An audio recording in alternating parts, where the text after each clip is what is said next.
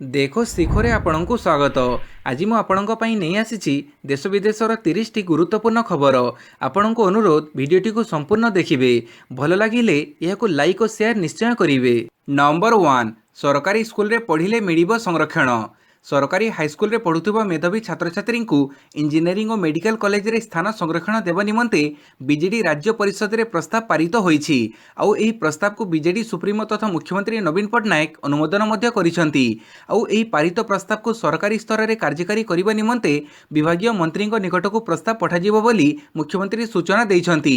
BJD ପକ୍ଷରୁ ଆୟୋଜିତ ସାମ୍ବାଦିକ ସମ୍ମିଳନୀରେ ବିଧାୟିକା ସ୍ନେହାଗିନୀ ଛୁରିଆ କହିଛନ୍ତି ଯେ ସରକାରୀ ହାଇସ୍କୁଲରେ मेधावी ଛାତ୍ରଛାତ୍ରୀଙ୍କ ପାଇଁ ମେଡିକାଲ ଓ ଇଞ୍ଜିନିୟରିଂ କଲେଜ ନାମଲେଖାରେ 10% ସିଟ୍ ସଂରକ୍ଷଣ ରଖିବା ନିମନ୍ତେ ଏକ ପ୍ରସ୍ତାବ ଦଳର ରାଜ୍ୟ ପରିଷଦ ବୈଠକରେ ପାରିତ ହୋଇଛି।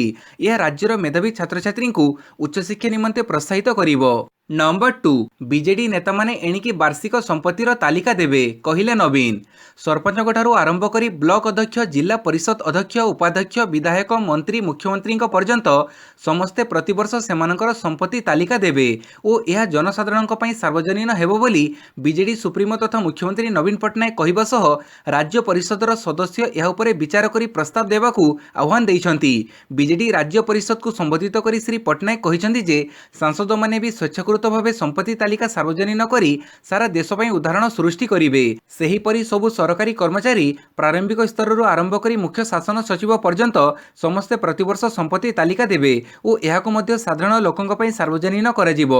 ଲୋକପ୍ରତିନିଧି ଓ ସରକାରୀ କର୍ମଚାରୀମାନଙ୍କର ବାର୍ଷିକ ସମ୍ପତ୍ତି ତାଲିକା ପ୍ରତିବର୍ଷ ଲୋକାୟୁକ୍ତଙ୍କ ପାଖରେ ଦାଖଲ କରାଯିବ।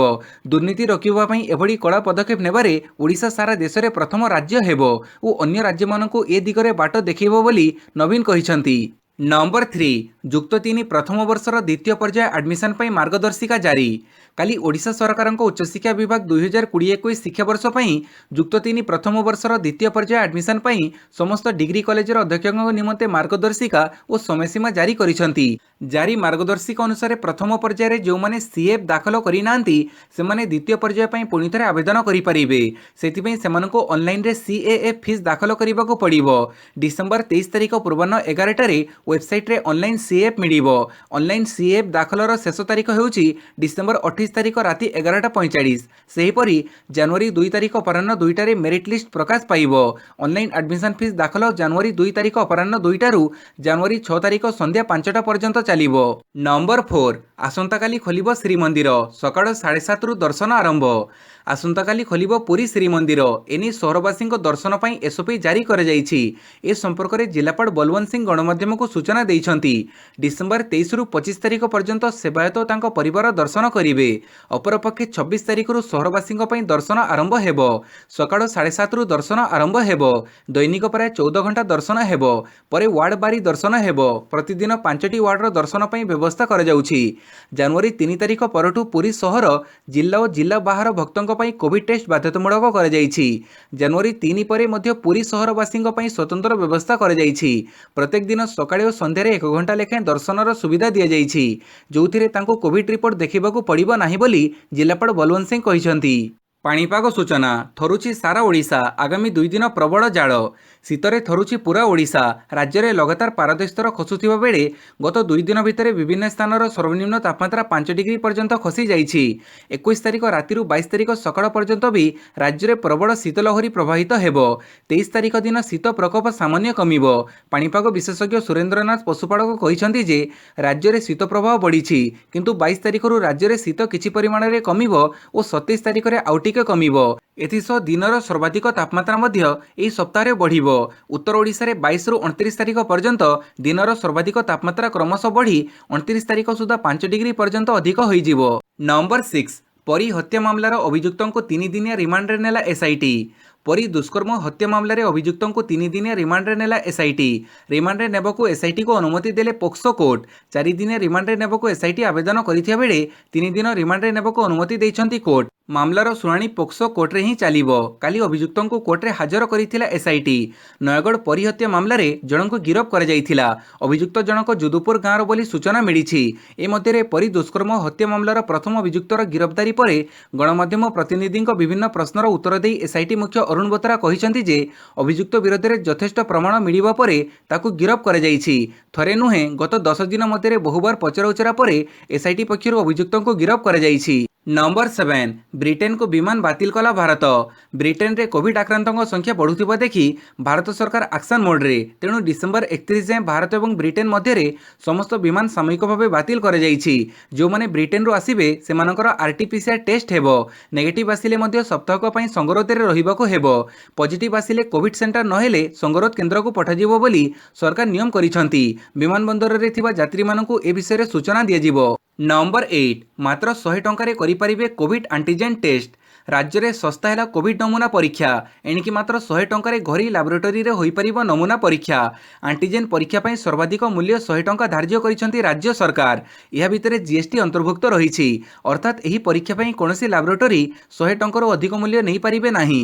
ଭୁବନେଶ୍ୱର ଆରଏମ୍ଆରସିର ତତ୍ତ୍ୱାବଧାନରେ ଇସିଏମ୍ଆରର ଗାଇଡଲାଇନ୍ ଅନୁସାରେ ଘରୋଇ ଲାବୋରେଟୋରୀରେ ଆଣ୍ଟିଜେନ୍ ପରୀକ୍ଷା ହେବ। ଏନେଇ ରାଜ୍ୟ ସ୍ୱାସ୍ଥ୍ୟ ଓ ପରିବାର କଲ୍ୟାଣ ବିଭାଗ ପକ୍ଷରୁ ସୂଚନା ଦିଆଯାଇଛି। ପୂର୍ବରୁ ଆଣ୍ଟିଜେନ୍ ଟେଷ୍ଟ ପାଇଁ 400 ଟଙ୍କା ଦେବାକୁ ପଡୁଥିଲା।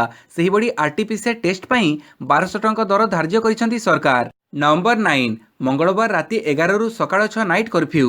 ମହାରାଷ୍ଟ୍ର ସରକାର ଡିସେମ୍ବର 22ରୁ ଜାନୁଆରୀ 5 ଯାଏଁ ରାତି 11ଟାରୁ ସନ୍ଧ୍ୟା 6ଟା ପର୍ଯ୍ୟନ୍ତ ପୌରାଞ୍ଚଳରେ ନାଇଟ୍ କର୍ଫ୍ୟୁ ଘୋଷଣା କରିଛନ୍ତି। ଏହା ବ୍ୟତୀତ ଖ୍ରୀଷ୍ଟମାସ ଏବଂ ନୂଆବର୍ଷରେ ପାର୍ଟିର ଆୟୋଜନ ଉପରେ ଗାଇଡଲାଇନ୍ ଜାରି ହୋଇଛି। ମହାରାଷ୍ଟ୍ର ସରକାର କ୍ୟାବିନେଟ ମନ୍ତ୍ରୀ ଅସଲମ ଶେଖ କହିଛନ୍ତି ଯେ ଖ୍ରୀଷ୍ଟମାସ ଏବଂ ନୂଆବର୍ଷ ବେଳେ ଭୋଜିଭାତ ଏବଂ ପାର୍ଟିର ଆୟୋଜନ ଉପରେ ରୋକ ଲଗାଯାଇଛି। ଏଥିସହ ରେଷ୍ଟୁରାଣ୍ଟ ଓ ହୋଟେଲଗୁଡ଼ିକୁ ଦିଆଯାଇଥିବା ଏସ୍ଓପିକୁ ଅନୁସରଣ କରିବାକୁ ହେବ ବୋଲି ମନ୍ତ୍ରୀ କହିଛନ୍ତି। ୟୁରୋପ ଏବଂ ମଧ୍ୟପୂର୍ବ ଦେଶରୁ ଆସୁଥିବା ଯାତ୍ରୀମାନଙ୍କୁ 14 ଦିନ ପାଇଁ କ୍ୱାରେଣ୍ଟାଇନରେ ରହିବାକୁ ହେବ। କ୍ୱାରେଣ୍ଟାଇନରେ ରହିବାର ପଞ୍ଚମ କିମ୍ବା ସପ୍ତମ ଦିନରେ ଆରଟିପିସିଆର ପରୀକ୍ଷା କରାଯିବ। ନମ୍ବର 10 ଖୁବ୍ ଶୀଘ୍ର ପ୍ରଦର୍ଶିତ ହେବ Dhauli light and sound show. ମହାମାରୀ ଯୋଗୁଁ ଦୀର୍ଘ 20 ମାସ ଧରି ବନ୍ଦ ପଡ଼ିଥିବା Dhauli light and sound show ଖୁବ୍ ଶୀଘ୍ର ପ୍ରଦର୍ଶିତ ହେବ ବୋଲି ସୂଚନା ମିଳିଛି। ନୂଆବର୍ଷ ପୂର୍ବ ଦିନ ଡିସେମ୍ବର 31 ଅଥବା ଜାନୁଆରୀ 1 ତାରିଖ ନୂଆବର୍ଷ ଦିନ ଶୋ ପ୍ରଦର୍ଶନ ହେବ ବୋଲି ଭୁବନେଶ୍ୱର ପର୍ଯ୍ୟଟନ ଅଧିକାରୀ ଅଜୟ କୁମାର ରାଉତ ସୂଚନା ପ୍ରଦାନ କରିଛନ୍ତି। ଫନି ବାତ୍ୟାରେ ଶାନ୍ତିସ୍ତୂପ ଉପରେ ଥିବା ଲାଇଟ୍ ଆଣ୍ଡ ସାଉଣ୍ଡ ଶୋ ବ୍ୟାପକ କ୍ଷତି ଘଟିଥିଲା। ଲାଇଟ୍ ଆଣ୍ଡ ସାଉଣ୍ଡ ଶୋ ଯନ୍ତ୍ରାଂଶ ସମ୍ପୂର୍ଣ୍ଣ ଭାଙ୍ଗି ଯାଇଥିଲା। ଦିଲ୍ଲୀ ଏଜେନ୍ସି 2 କୋଟି ଟଙ୍କା ବିନିମୟରେ ଏହାକୁ ସାନି ନୂଆ କରି ନିର୍ମାଣ କରିବାର ସୂଚନା ମିଳିଛି। ଶୀତ ଋତୁ ସିଡ୍ୟୁଲ ଅନୁଯାୟୀ 35 ମିନିଟ୍ ଧରି ଶୋ ପ୍ରଦର୍ଶିତ ହେବ। ସନ୍ଧ୍ୟାର ପ୍ରଥମ ଶୋ 6ଟାରୁ ଆରମ୍ଭ ହୋଇ 6ଟା 35 ମିନିଟ୍ରେ ଶେଷ ହେବ। ଏହାର 10 ମିନିଟ୍ ବ୍ୟବଧାନରେ 6ଟା 45 ମିନିଟ୍ରୁ 7ଟା 20 ମିନିଟ୍ ପର୍ଯ୍ୟନ୍ତ ଶୋ ଚାଲିବ। ନମ୍ବର 11 ଭିସୁଟ୍ କୁଳପତି ଚୟନ ପ୍ରକ୍ରିୟା ଆରମ୍ଭ। ଜାନୁଆରୀ 15 ଯାଏଁ ଆବେଦନ। ବୁର୍ଲାଇସ୍ଥିତ ବୀର ସୁରେନ୍ଦ୍ର ସାଏ ବୈଷୟିକ ବିଶ୍ୱବିଦ୍ୟାଳୟ ଅର୍ଥାତ୍ ଭିସୁଟ୍ କୁଳପତି ଚୟନ ଲାଗି ପ୍ରକ୍ରିୟା ଆରମ୍ଭ ହୋଇଛି। ଆଗ୍ରହୀ ଯୋଗ୍ୟ ପ୍ରଫେସରମାନେ ଜାନୁଆରୀ 15 ସୁଦ୍ଧା ଏହି ପଦ ପାଇଁ ଆବେଦନ କରିପାରିବେ। ଯେକୌଣସି ଖ୍ୟାତନାମ ବିଶ୍ୱବିଦ୍ୟାଳୟ କିମ୍ବା ଗବେଷଣା ପ୍ରତିଷ୍ଠାନରେ ଏକାଡେମିକ୍ କିମ୍ବା ପ୍ରଫେସର ଭାବେ 10 ବର୍ଷର ଅଭିଜ୍ଞତା ଥିବା ଆବଶ୍ୟକ। ତାଙ୍କ ବୟସ 62 ବର୍ଷରୁ କମ୍ ହୋଇଥିବ। ଭିସୁଟ୍ ଅଧିନିୟମ 2008ର ଧାରା 11ର ଉପଧାରା 2 ଅନୁଯାୟୀ କୁଳପତି ଚୟନ ଲାଗି ବୈଷୟିକ ଶିକ୍ଷା ବିଶେଷଜ୍ଞମାନଙ୍କୁ ନେଇ ଏକ କମିଟି ଗଠନ କରାଯିବ। ଉକ୍ତ କମିଟି ଆବେଦନକାରୀ ପ୍ରଫେସରଙ୍କ ସାକ୍ଷାତକାର ନେବା ପରେ କୁଳାଧିପତି ତଥା ରାଜ୍ୟପାଳଙ୍କ ନିକଟକୁ 3 ଜଣିଆ ପ୍ରଫେସରଙ୍କ ନାମ ସୁପାରିଶ କରିବେ। ଉକ୍ତ 3 ପ୍ରଫେସରଙ୍କ ସାକ୍ଷାତକାର ନେବା ପରେ କୁଳାଧିପତି ଜଣଙ୍କୁ କୁଳପତି ଭାବେ ନିଯୁକ୍ତି ଦେବେ। ନମ୍ବର 12 ରାଜ୍ୟରେ ପୁଣି 363 ନୂଆ କୋଭିଡ୍ ଆକ୍ରାନ୍ତ ଚିହ୍ନଟ। 3 ସଂକ୍ରମିତଙ୍କର ମୃତ୍ୟୁ। ରାଜ୍ୟରେ ପୁଣି 363 କୋଭିଡ୍ ସଂକ୍ରମିତ ଚିହ୍ନଟ ହୋଇଛନ୍ତି। ଅନୁଗୁଳରୁ 23, ବାଲେଶ୍ୱରରୁ 20, ବରଗଡ଼ରୁ 11, ଭଦ୍ରକରୁ 7, ବଲାଙ୍ଗୀରରୁ 8, ବୌଦ୍ଧରୁ 3, କଟକରୁ 22, ଢେଙ୍କାନାଳରୁ ଜଣେ, ଗଜପତିରୁ ଜଣେ, ଗଞ୍ଜାମରୁ 5, ଜଗତସିଂହପୁରରୁ ଜଣେ, ଯାଜପୁରରୁ 13, ଝାରସୁଗୁଡ଼ାରୁ 12, କଳାହାଣ୍ଡିରୁ 7, କେନ୍ଦ୍ରାପଡ଼ାରୁ 10, କେନ୍ଦୁଝରରୁ 12, କୋରାପୁଟରୁ ଜଣେ, ଖୋର୍ଦ୍ଧାରୁ 50, ମାଲକାନଗିରିରୁ ଜଣେ, ମୟୂରଭଞ୍ଜରୁ 17, ନବରଙ୍ଗପୁରରୁ 3, ନୟାଗଡ଼ରୁ 2, ନୂଆପଡ଼ାରୁ 7, ପୁରୀରୁ 27, ସମ୍ବଲପୁରରୁ 35, ସୋନପୁରରୁ ଜଣେ ଓ ସୁନ୍ଦରଗଡ଼ରୁ 50 ଜଣ ଚିହ୍ନଟ ହୋଇଛନ୍ତି। ଏଣେ ମହାମାରୀରେ ପୁଣି 3 ଜଣଙ୍କର ମୃତ୍ୟୁ ଘଟିଛି। ନମ୍ବର 13 28 ତାରିଖରୁ ଖୋଲିବ ଆଖଣ୍ଡଳମଣି ମନ୍ଦିର। ଭଦ୍ରକ ଜିଲ୍ଲାର ପ୍ରସିଦ୍ଧ ଆଖଣ୍ଡଳମଣି ମନ୍ଦିର ଜାନୁଆରୀ 3 ତାରିଖରେ ରାଜ୍ୟର ସମସ୍ତ ଭକ୍ତ ଶ୍ରଦ୍ଧାଳୁଙ୍କ ଲାଗି ଖୋଲିବ ବୋଲି ଜଣାଯାଇଛି। ଏନେଇ ଭଦ୍ରକ ଜିଲ୍ଲାପାଳ ଟ୍ୱିଟ୍ ଯୋଗେ ସୂଚନା ଦେଇଛନ୍ତି। ଆଗାମୀ 28 ଓ 29 ତାରିଖ ଦିନ କେବଳ ସେବାୟତଙ୍କ ପରିବାର ଲୋକେ ବାବା ଆଖଣ୍ଡଳମଣିଙ୍କ ଦର୍ଶନ କରିବାର ସୁଯୋଗ ପାଇବେ। 30 ଓ 31 ତାରିଖରେ ଆରଡ଼ି ଅଞ୍ଚଳର ଲୋକମାନଙ୍କୁ ଦର୍ଶନର ସୁଯୋଗ ମିଳିବ। ଜାନୁଆରୀ 1 ଓ 2 ତାରିଖ 2 ଦିନ ଲାଗି ମନ୍ଦିର ବନ୍ଦ ରହିବ। तेबे जनवरी 3 तारिखରୁ पुणी सर्वसाधारणଙ୍କ लागि आखंडणमणि मंदिर खोलिबो बोली एही ट्वीट्रे कुहाଯାଇଛି। ଏହି ସମୟରେ କୋଭିଡ ନିୟମ ମାନିବା ବାଧ୍ୟତାମୂଳକ କରାଯିବ ବୋଲି ଭଦ୍ରକ ଜିଲ୍ଲାପାଳ ଜ୍ଞାନଦାସ ସୂଚନା ଦେଇଛନ୍ତି। ନମ୍ବର 14 3 ମାସରେ ଲାଗୁ ହେବ ସପ୍ତମ ବେତନ କମିଶନ। आगामी 3 मास मध्य नूतन अनुदान प्राप्त स्कूल और कॉलेज रे सप्तम वेतन कमिशन लागू हेबो। तेबे यह केबेठारु लागू हेबो सेनी कोनसी निष्पत्ति होई नाही। ओडिशा स्कूल कॉलेज शिक्षक कर्मचारी मिलित मंच सह आलोचना समय राज्य सरकार पक्षरु एभडी प्रतिश्रुति दिया जाइछि। 2018 रु पिछला भाबे सप्तम वेतन कमिशन लागू करबाकू मिलित मंच दाबी करि आसुथिया बेले एबे राज्य सरकार परवर्ती निष्पत्ति पर सबकिछि निर्भर करुछि। नंबर 15 फेब्रुआरी 28 सुधा लाइफ सर्टिफिकेट देबे पेंशन भोगी। महामारी समय पेंशन भोगी को सरकार आश्वस्ति प्रदान करिसेंती। 2021 फेब्रुआरी 28 सुधा पेंशन भोगी लाइफ सर्टिफिकेट प्रदान करने को केंद्र सरकार कहिसेंती। महामारी को ध्यान में रखी पेंशन भोगी लाइफ सर्टिफिकेट प्रदान करने अवधि को बढ़ा जाइथिबा केंद्र मंत्री जितेंद्र सिंह रविवार कहिसेंती। सूचनायोग्य पेंशन लाभ करने लगी वार्षिक लाइफ सर्टिफिकेट प्रदान को बाध्यतामूलक कर डिजिटल लाइफ सर्टिफिकेट सुविधा प्रदान करने लगी भारतीय पोस्ट पेमेंट बैंक को अनुमति मिली। डिजिटल उपाय घर लाइफ सर्टिफिकेट दाखल करने लगी सचेतनता सृष्टि कर जाउछि। नंबर 16 तमिलनाडु रे पालानीस्वामी हेबे मुख्यमंत्री प्रार्थी। तमिलनाडु उपमुख्यमंत्री तथा एआईडीएमके नेता पालानीस्वामी हेबे एनडीए मेंटर मुख्यमंत्री प्रार्थी। आसंता एप्रिल मे मासरे हेबाकु थिबा राज्य विधानसभा निर्वाचन में पालानीस्वामी को मुख्यमंत्री प्रार्थी भाव में बीजेपी उपस्थापित करिछि। गत सप्ताह धरी चलिथिबा वितर्क एहा फଳରେ शेष होइछि। पालानीस्वामी ना पनीरसेल्वम काहाको मुख्यमंत्री प्रार्थी कराजिबो ताहाको नै गत एक सप्ताह धरी चर्चा जारी रहिथिला। बीजेपी राज्य सभापति एल मुरुगन यह घोषणा करिसेंती। तमिलनाडु रे एआईडीएमके बीजेपी और अन्य छोट दल को नहीं गठित एनडीए पक्षरु पालानीस्वामी ही मुख्यमंत्री प्रार्थी हेबे बोली मुरुगन कहिसेंती। नंबर 17 बेंगल निर्वाचन रे बीजेपी 2 अंक डेइले ट्विटर छाड़िबे प्रशांत किशोर। आसंता वर्ष हेबाकुथिबा पश्चिमबंग निर्वाचन में क्षमता दखल करने को बीजेपी जोरदार प्रयास करुछि। स्वराष्ट्र मंत्री अमित शाह आरंभ कर बीजेपी राष्ट्रीय अध्यक्ष जेपी नड्डा जाए वरिष्ठ नेता माने बेंगल रे रैली करी एबेठारु रणनीति प्रस्तुत करुछंती। बीजेपी दाबी करिछि जे दल एठारे 200 रु अधिक आसन जीति सरकार गठन करिवो। हेले विशिष्ट निर्वाचन रणनीतिज्ञ प्रशांत किशोर बीजेपी को काली तेरछा बाण मारिछंती। एबे पश्चिमबंगर क्षमतासीन टीएमसी पई निर्वाचन रणनीति प्रस्तुत करुथुबो प्रशांत किशोर कहिछंती जदि बीजेपी बेंगल निर्वाचन में 2 अंक आसन अतिक्रम करिजिबो ताहले से ट्विटर को सबुदिन पई अलविदा कहिबे। यार अर्थ बीजेपी 3 अंक आसन पश्चिमबंग निर्वाचन में जीति पारिबो नाही बोली प्रशांत कहिछंती। नंबर 18 आज एएमयू रो शतवार्षिकी समारोह को संबोधित करिवे प्रधानमंत्री। प्रधानमंत्री नरेंद्र मोदी आज वीडियो कॉन्फ्रेंसिंग माध्यम अलीगढ़ मुस्लिम विश्वविद्यालय शतवार्षिकी समारोह को संबोधित करिवे। दीर्घ 5 दशंधि पर प्रथम थर पर भारतर जड़े प्रधानमंत्री अलीगढ़ मुस्लिम विश्वविद्यालय एक उत्सव में अंशग्रहण करुछंती। कार्यक्रम में प्रधानमंत्री नरेंद्र मोदी अंशग्रहण पर विश्वविद्यालय परिसर में व्यापक प्रस्तुति कर लोक मैंने प्रधानमंत्री को कार्यक्रम में अंशग्रहण करने को देखा उत्कंठार सह अपेक्षा करिछंती। अलीगढ़ मुस्लिम विश्वविद्यालय कुलपति तारिक मंसूर कहिछंती प्रधानमंत्री श्री मोदी विश्वविद्यालय शतवार्षिकी उत्सव में अंशग्रहण करने को सम्मति प्रदान करिथिबारु समग्र विश्वविद्यालय तांको कृतज्ञता जणाइछि। नंबर 19 टीएमसी रे जोग देवरु पत्नी को छाड़पत्र देवे बीजेपी सांसद। टीएमसी रे जोग देले बोली पत्नी को छाड़पत्र पठेबे बीजेपी नेता। भारतीय जनता पार्टी सांसद सौमित्र खान तांको पत्नी सुजाता मंडल खानक पाखकु छाड़पत्र नोटिस पठेबे बोली निष्पत्ति नैछंती।